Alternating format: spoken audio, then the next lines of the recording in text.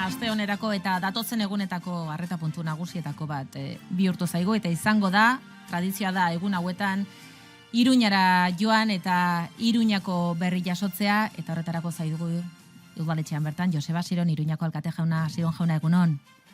Egunon, zer moduz? Ondo eta zu zer moduz?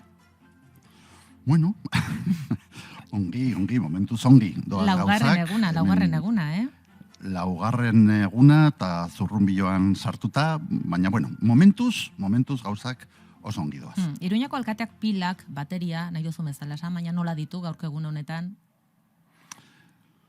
Bueno, pues ongi, esan behar, hombre, ordu hauetan, oraindik, pues nahiko fresko, egia da, pues eguna luzea dela, komplikatua, gauza asko daudela tartean, eta normalean, amaitzen duzunerako, ja arratsalde partean, sortzitan edo, orduan bai denbora libre duzula, baina orduan ja ez duzu indarrik deustako. Gozatzeko aukerarik hasi gabe, ezta? Alkate ardurak ez dizuelako tarte askorik uzten.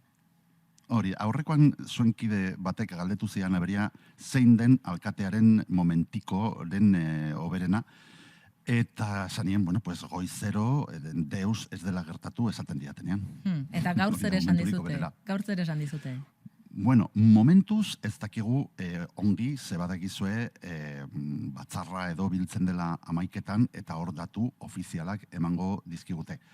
Extraofizialki gaur goizean zinegotziak esan dit, jarraitzen dugula aurreko egunetan bezala, nahiko ongi gauza, lasai San Fermitan beti gertatzen dira gauzak, baina momentuz dakiguna eta bai dira atzoko datuak, aurreko urteetatik ona asko jaitsi dira salaketak, eta hori berri ona da, eguneko 31 edo iaztik ona jaitsi dira, eta metatzen baditugu azken urteetako datuak, alegia azken hiru urteetan, jaitsi dira eguneko 50 inguru. Gehiago ezin gara atzeratu, ze gero ja badakizue pandemiata dago, baina azken urteetan salaketak jaisten ari dira desente. Eta gero, bueno, pues delituetatik eta gehienak dira lapurreta txikiak, eta gero baita ere ukimenak, betikoa orain arte eraso sexistak izan dira guztiak ukimenak, eta atzo arte adibidez, 3 salaketa jarri ziren, eta 3 amaitu ziren atxiloketa batekin. Gaur esan diatenez, oraindik ez dakizkigu datu zehatzak, baina baita ere izandako salaketa bakoitzak izan du gero hori ez, atxiloketa. Eta, bueno, horrek baieztatzen du hasieratik izan duguna, Iruña dela jaietan momenturik okerrena horrelako basatikeriak egiteko, ze egiten duenak ordaintzen du. Aipatu dituzu laporretak, aipatu dituzu eraso matxistak ikutuak kasu honetan, hala ere urtero izaten dugu gogoan egun hauetan San Ferminen testuinguruan hil zuten Nagore Lafax, Irundarra, aurten egutegiak eta badaki galdetu dizutela behin baino gehiagotan egun hauetan, ekarri digu oroitzapen latzori, Lamanada talde bortxaketaren 10. urte urrenera, orduan zu alkate zinen, zoritxarrez bortxaketa bortitzaren itzala oraindik badago Iruñean, zoritxarrez lotu egiten da, pentsatzen dut horrek min berezia emango dizula alkate gisa. Bai, noski, egiten dula min berezia, jakin, badakigu ez dela hori San Ferminekin lotuta dagoen zerbait, ez da Iruñarekin lotutako zerbait, baizik eta gizarte eta jai ereduarekin lotuta dagoen zerbait. Ezberdintasuna, Iruñan ezberdintasuna da hemen badagoela hiri oso bat kontzientziatua. Orain dela 10 urte Lamanadaren agertatu zenean erakutsi genuen nola hiri txiki bat jar daiteke emakumeen aurkako erasoen aurkako burrukan, hori abangoardian, eta geroztik gainera Iruña bilakatu zen eredu bat, ez dakizue zenbat hiritatik datozen ona hausnartzeko eta ikusteko zeintzu diren gure protokoloak, eta orduan, bueno, hemen badago hiri oso bat kontzientziatua, badago mugimendu feminista orain dela hamarkadak lanean, eta lan horrek bere fruitua eman du. eta edozein kasutan ere esan bezala hemen 10 urte hauetan ez gara geldirik egon, berdintasunarena ez da behin irabazten den bataia eta jazta listo, baizik eta egun bakoitzean borrokatu beharreko zerbait. 2016tik ona, azken 10 urteetan hobetu ditugu protokoloak, baita ere biktimarekiko laguntzeko prozesu profesionala, baita mugimendu feministarekin dugun koordinazioa, eta beti esaten duguna, emakumeen eskubideak ez dira Sanferminetan eteten, eta eraso horiek desagertu arte jarrituko dugu burruka horretan. Aurten entzun dugu beste salaketa bat eraso homofoboen inguruan Maruxa taldeak salatu du, ez da Iruñako gertakari bakarra, beste hirietan ere gertatzen da, baina horrek ere eskatzen dugu gogoeta bat. Emakumeen aurkako indarkeria gertatzen den bezala, azken asteetan, azken urteetan zoritxarrez eraso homofoboen biderkaketa bat hor dagoelako mai gainean. Badakigu biztanleriaren eta gizartearen sektore batean ultra eskuinaren ideia horiek sartzen joan direla, eta berdin, esaten dizut, azken finean 11 urte daramatzate etxe honetan, eta horietatik 7 egon naiz gobernuan, bestela oposizioan beti izan dut diskurtso bera. Hau da, Iruñan, Sanferminetan eta gainerako egunetan, iruindar guztiek eta baita kanpotik datozenek ere badute eskubidea kaletik ibiltzeko errespetatuak izaten eta aske sentitzen.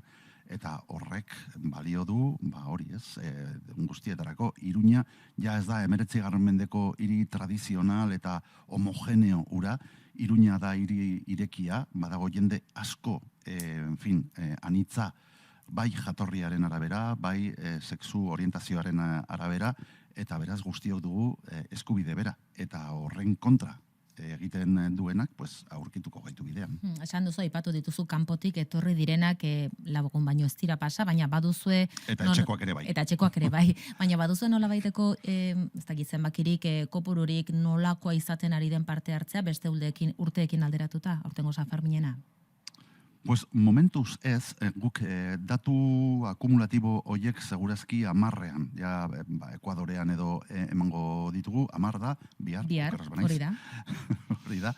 Eta orduan hor emango ditugu datu horiek. Orain arte sensazioak dira, aurten bakizu, Sanferminak beti hasten dira 6an, eta orduan segunetan nola datorren, adibidez aurten, asteburu bakarra izango dugu. Aurten 6 izan zen astelena. Eta horrela gertatzen denean, Sanferminen ibilbidea da, hori ez, turmaletera igotzea bezala. Orain, hurbiltzen garen enean, asteburura hurbiltzen garen enean, bizitarien kopurua igotzen joango da, eta momentuz, esan dezakegu, kaleak beteta daudela, hotelak eta tabernak ere beteta daudela, eta kaleko giroa oso ona, oso polita, beti esaten duguna, Sanferminetan, beti gertatzen dira gauzak, baina oro har lasaitasuna eta beroa izaten ari dira protagonistak.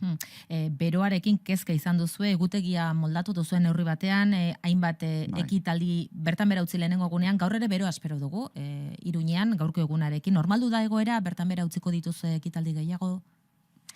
Hori teknikariek baloratzen dute, ez? Baina bai, normalean, adibidez txikientzako, haurtzaroarentzako ekitaldi batzu moztu ziren, baina ezain beste adinagatik edo baizik eta igual eguzki betean planteatuta zirelako.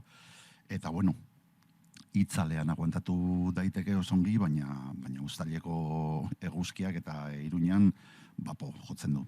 Zazen plazan, solean edo eguzkipean jartzen direnen artean horrez da inolako arazorek izan, ez da eragozpenik izan?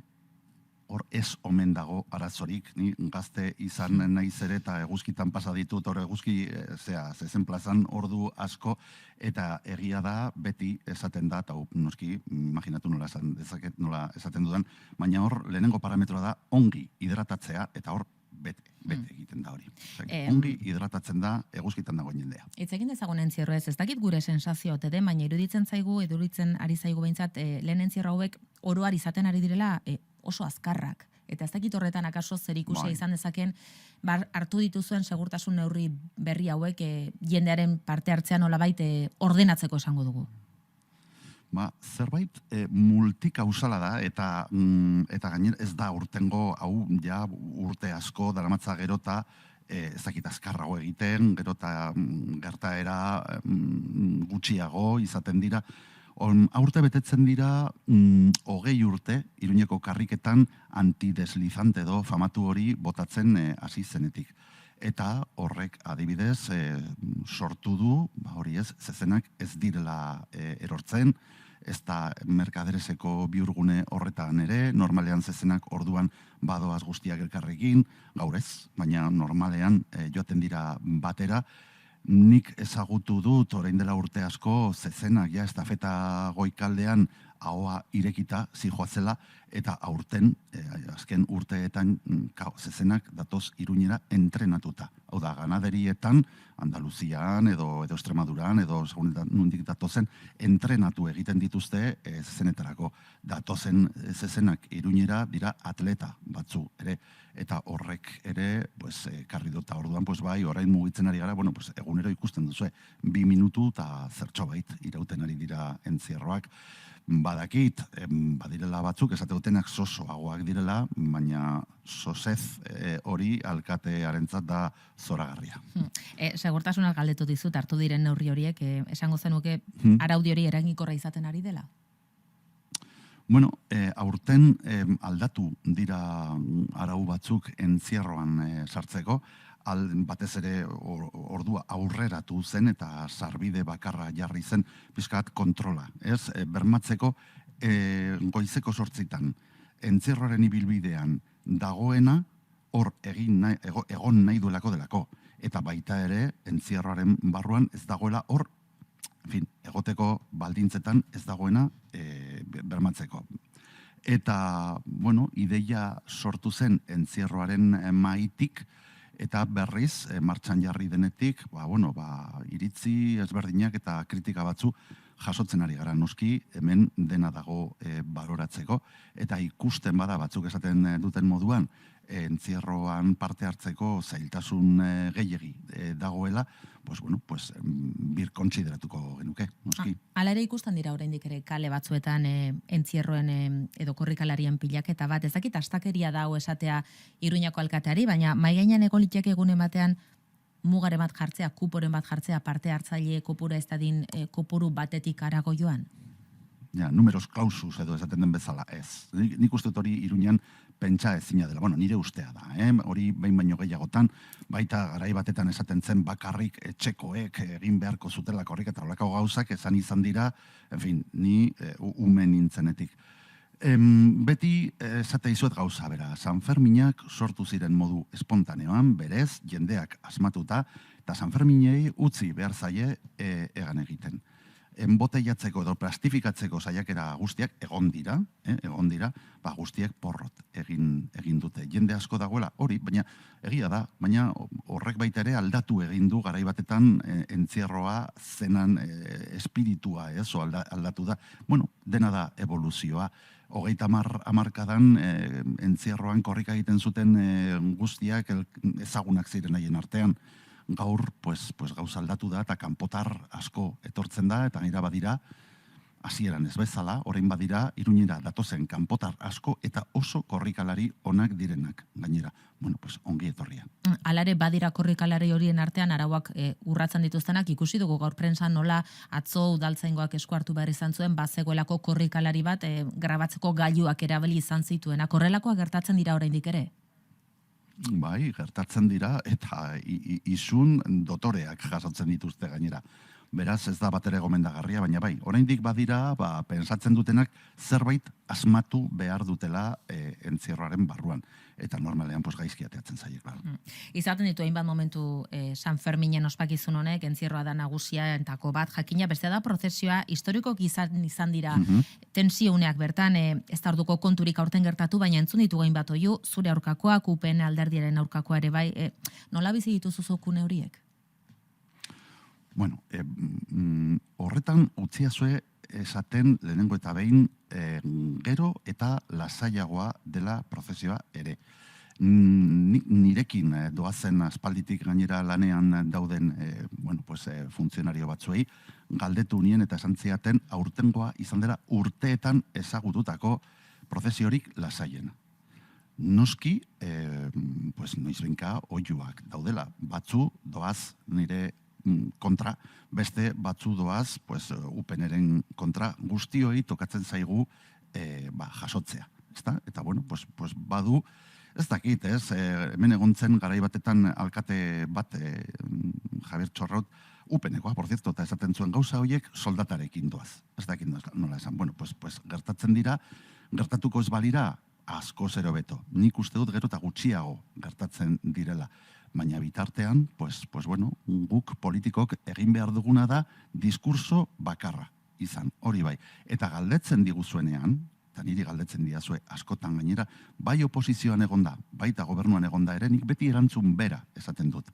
Mundu guztiak eskubidea duela kaletik ibiltzeko zinegotzia bada ere, eta bere hiritik, hori ez, ibiltzeko lasai eta errespetatua. Eta hori ez dakit 11 urte daramatzatetxe honetan galdetu diazun bakoitzean errepikatu dut. Gustatuko litzaidake, baita ere, beste kide batzuk, beste partiduetatik ere diskurtso bera izatea. Zein nien ahotan entzuneko zenuke diskurso hori, zein alderdiko kideren ahotan? Esango dizut. Adibidez, atzo, Kristina Ibarrolari, upeneko buruari, galdetu zioten, zer iruditu zitzaion nire kontra San Saturnino parean izandako oiuak eta zer berari Kuriakalean zuzendutakoak, eta bakarrik erantzuna izan zen, hori osongi iruditu zitzaiola berari oiuak egitea. Eta horrela ez dugu soluzionatuko asuntua. Horrela egiten duguna da, batzuk lasaitu, beste batzuk haserraraziz. Horregatik esaten dizut, hemen guztiok izan behar dugu diskurtso bera. Eta beti izan behar da elkarbizitzaren aldekoa. Hor baduzu plan bat elkarbizitza plana, agintaldiko erronka handiena da? Edo handienetakoa? Handienetakoa bai, desde luego. Karo, oso erronka ezberdinak daude. Ezin da konparatu, adibidez, elkarbizitzarekin egin behar dugun lana, edo adibidez, Sarasate pasaleku berria izateko egiten ari dena. Ez, bakoitzak badu, hemen erronka ezberdinak ditu, erronka asko, eta guztiak dira oso importanteak. Gerora begira, hemendik ez dakit 10-20 urtera begira, dudari gabe elkarbizitzarena da funtseskoa.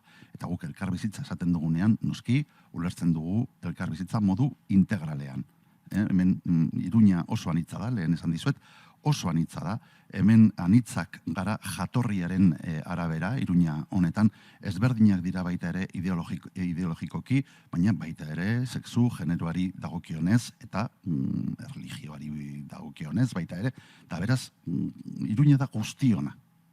Azaroan, udazkenean aurkeztekoa duzue, hori da behinza plana, elkarbizitza proiektu hori, aurreko lanetan ari zarete, badakitu daleko ordezkariak ere ari zaretela parte hartzen, iritzia ematen, nondik jo nahi du, zein irizpide bildu beharko lituzke plan horrek zure iritziz? Nire iritziz ez dakite nola formulatuko den hori, noski, egiteke dagoelako, eta hor parte hartu beharko genuke guztiok. Baina nik esango nuke, begira, Iruña eta pizkate klabe iruindarrean, esango nizuke, Iruña historian zehar harresi ez inguratutako hiria izan da. Harresi horiek 3 zabalgunetan hautsi egin ziren, poliki joan ziren zabaltzen, eta badugu lehen zabalgunea, zaharrena, 2. zabalgunea, 3. zabalgunea, eta orain behar dugu 4. zabalgunea. Eta da bota behar ditugulako ezi mentalak. Hau da, lehen esaten nizuna, Iruña ez dela bakarrik nik nahiko nuken Iruña, baizik eta guztiontzako Iruña eraiki behar dugu. Eta hori da elkarbizitza planan, horla zehaztasunetan sartu gabe, bildu beharko zena. Hau da, ez bagara kapazak elkar ulertzeko gutaz pentsatuz egin dezagun gure seme alabengatik. hori ikusi beharko da, ze plan eta ze proiektu zen neurri zehatz proposatzen dituen plan horrek elkar bizitza eta errespetu hori sustatzeko. Udazkenean aurkeztu nahi duzue, bide batez agintaldi azken urtean sartu, da azken hilabeteetan gaude. Hori da, ja, eta importanteena, alegia. Ja, orain ja loratu behar dira, hori ez, ere indako proiektu guztiak. Ez dizu galdetuko berriz hautagai izateko prestote zauden. Zenbatetan galdute duzute? Bueno, pues elkarrizketa bakoitzean, baina beti, hori ez, erantzuna orain momentu honetan bera izan behar da, osea, ez da momentua. Erabakia hartzeko momentuan partiduak zerbait esan beharko du, pentsa ni ze arroputza izango nintzateken, ja aurreratuko banu partiduari dagokion erabaki bat, hori bat. Bigarrena, nik jarraitzeko baita familiak zerbait esan beharko luke, horretaz. Azken finean hemen alkate izatea ez da ogibide bakarrik da bizimodu bat, eta horri eragiten dio familia guztiari. Eta hori gertatuko da, pensatzen dut, udazkenean. Udazkenean ja bai ala ez, bat, ni gustatzen zait erantzunak ematea, galdetzen dira zuenean, eta bestela sufritzen dut. Eta orduan pensatzen dut erantzun bat eman ahalko dizuedala udazkenean. Bai, esan ahal dizut, momentu honetan guztiz konprometitua nagoela, lehenengo urtean bezala, oso ilusionatua, pentsatzen dut benetan lan itzela egiten ari garela, zerbait erakusten ari garela hemen Iruña honetatik, ezberdinen arteko gobernu batekin, eta begira, nazioarte mailan eta baita politika nazionalean ere ikusten dugunean nola dauden gauzak, beretan lotxagarria eta beldurgarria da teleberri egunero ikustea, hemen Iruña esan dezaket arrotasunez gainera, hau oso lasai doala, oso ongi doala, eta hori da beste tokietara kanporatu, esportatu daiteken zerbait, ziur naiz. Bueno, erreleboen garaian sartu gara, badira hainbate alkate Euskal Herriko hiriburuetakoak errepikatuko ez dutenak, badakizu hori Bilbon gertatu da, Donostian ere agintaldi erdian gertatu da aldaketa, pentsatzen dugu agintaldi hau baintzat ornartu behar da Iruñan oso modu berezian hasi zela, eta zu ere iritsi zinela agintamakila horretara, legealdia abiatuta, urrengoan ikusiko da zer gertatuko den, aurrez San Ferminak amaitu beharko dira, eta gaur baduzue hitzordu garrantzitsu bat, gaur bereziki oroitu nahi duzue Ernest Hemingway. Bueno, hori da, ezke 1926an Ernest Hemingway berak deskubritu zituen, baina berarentzako, San Ferminak existitzen ziren, eta ja guztiz itxuratuak. Baina Hemingwayen ekarpena izan zen mundu anglo-sajoira zabaldu zituela San Ferminak, ez? Aditzera, eman zuen pixka bat gertatzen zen hemen Iruñan uztailean. Eta, claro, hori turismora begirata garrantzi handia izan zuen. Erakusketa izango da, ez da? Antolatu duzu erakusketa bat, eta bere liburuaren, The Sunrises liburu horren oroitzapenera izango da nahi duenarentzat.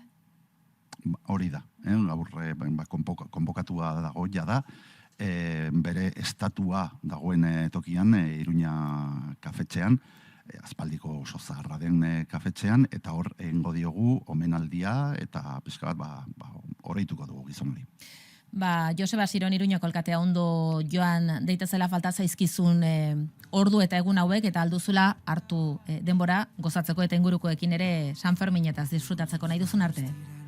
Bueno, mila esker zuei eta badakizue garai zaudete etortzeko oraindik, badakizue. Badazte buruan ez gara hurbilduko, Jende gehiegi dagoelako, datorren asteko azken egunetarako utziko dugu. Ondo izan? Ederki, mila esker zuei.